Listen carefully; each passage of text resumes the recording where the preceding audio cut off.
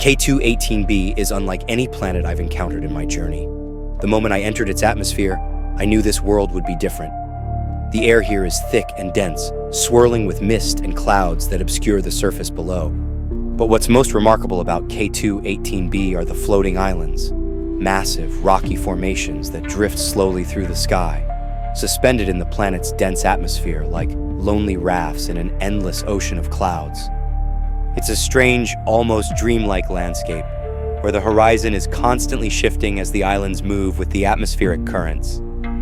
I landed on one of the larger islands, hoping to explore, but it quickly became apparent that there was little to discover. The islands are barren, made of rock and dust, with no signs of life.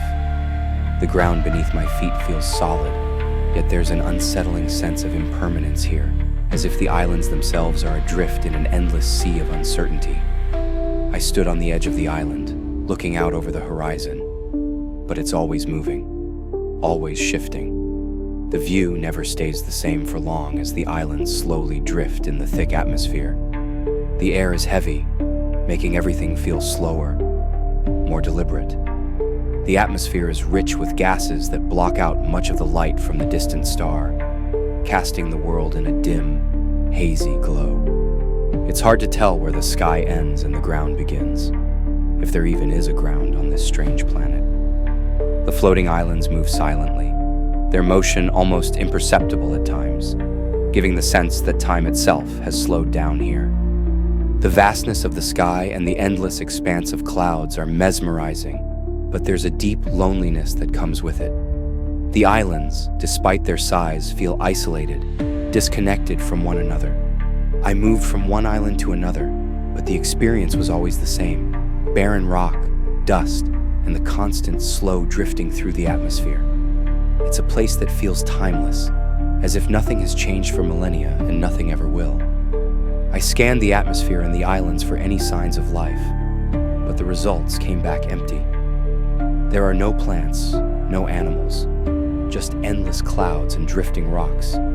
It's as if K2-18b was never meant to support life, a world suspended in a perpetual state of emptiness.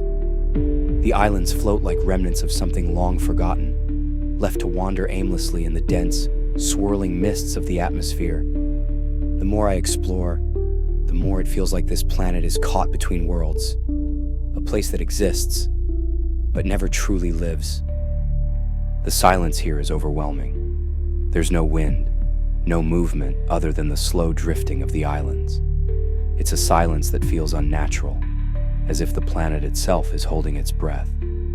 I've experienced loneliness on other worlds, but K2-18b feels different. The vast emptiness of the sky, the motionless clouds, the barren islands, it all contributes to a sense of isolation that is almost suffocating. No matter where I go, it's always the same, just me, alone, in an endless void of drifting rock and clouds. As I prepare to leave, I can't shake the feeling that K2-18b is a world that has been forgotten by the universe. It exists in silence, its floating islands moving aimlessly through the dense atmosphere, untouched by time or life. There's a strange beauty to this place, but it's a beauty born of isolation and emptiness.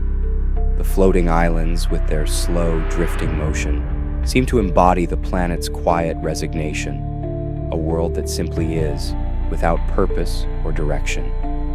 K2-18b is a reminder of how vast and varied the universe can be, but also of how lonely it can feel. It's a planet suspended in its own dreamlike existence, with no signs of life, no signs of change, just endless drifting through an endless sky. As I leave this strange, silent world behind, I'm left with a lingering sense of melancholy. The floating islands will continue their journey through the clouds, and the planet will remain as it has for millennia, adrift, alone in an empty sky.